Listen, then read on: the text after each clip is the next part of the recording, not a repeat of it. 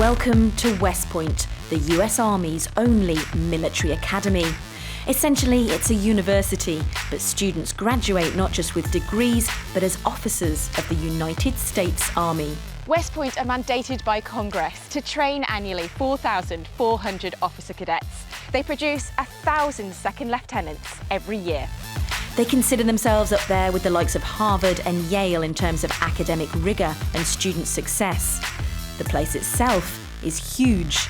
The site covers 40 square miles with all its training areas. They have 30 different sports, including a parachute display team, 3 Olympic-sized pools, and 2 stories of basketball courts.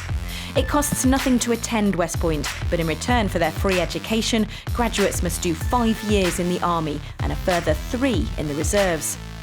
Applicants must be US citizens between 17 and 23 and single, as well as a plethora of essays, physical tests, medical tests, and the entry exam. Candidates must also have a nomination from a senator and someone connected to the military. Cadet English made it through all that and is now in his 2nd year.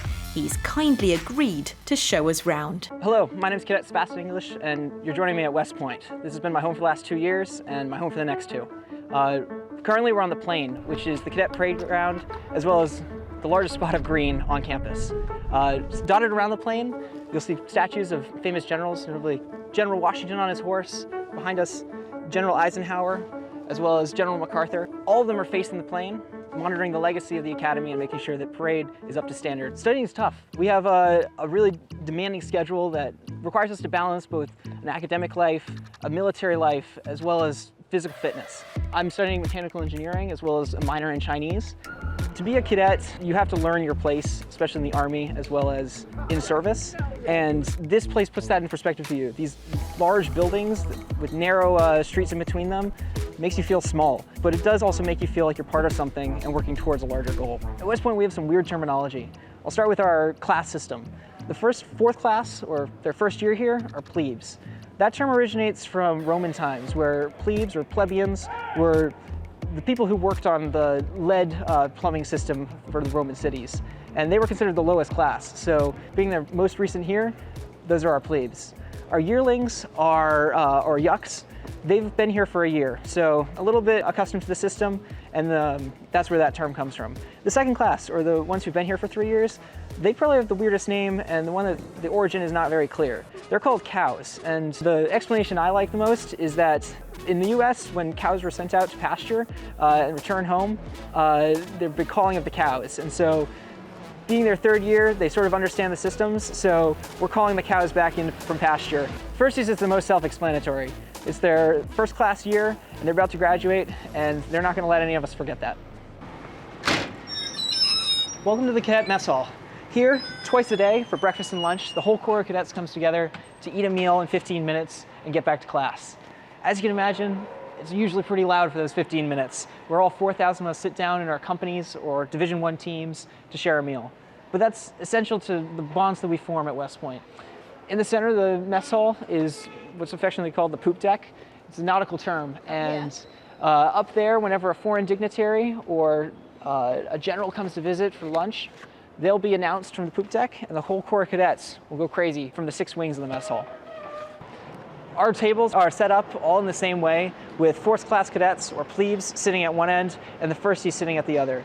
The plebes, after setting the table with what's already set up for them by the mess hall workers, serve the food to the upperclassmen, and then wait until everyone has food on their plate before they call the table, which goes something like, "Sir, ma'am, the 4th class cadets at this table have performed their duties and are now prepared to eat," at which point the table commander, sitting at the far end, is going to grant them permission to eat, and then the whole table can begin.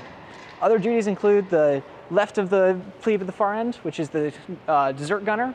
Their job is to cut up any desserts that are that the table has for that meal. The dessert gunner. The dessert gunner. And that can be a pretty complicated job, especially when we have a cake that isn't necessarily in a circular dish. The job's taken very seriously. Making sure that everyone has a fair portion is their responsibility when they sit in that seat. Then, moving up the table, you have your yearlings and cows midway, and then the firsties at the far end. By having condiments at one far end of the table, it requires us to communicate up and down our chain of command to all enjoy the meal together. The mess hall is also one of the best decorated spots on campus. All around are the flags from every state, as well as all U.S. territories, as well as some of the Revolutionary battle flags from the 13 colonies. Accompanying all the flags are portraits of several notable graduates who are looking down on the Corps of Cadets as they enjoy their meals. There's a lot of looking down on the cadets going on in this. It's looking down in a very constructive way, though, I'd have to say. West Point sits on the banks of the mighty Hudson, and long before there was a military academy here, this strategic plateau was critical in the Americans winning the War of Independence. Since the colony's primitive roads were difficult to navigate, the river was a liquid highway for efficient transportation of troops, artillery, food and information. If the British could seize the Hudson, they could choke off supplies to the rebellious colonies. But the Patriots were victorious, and the US Army has occupied West Point ever since.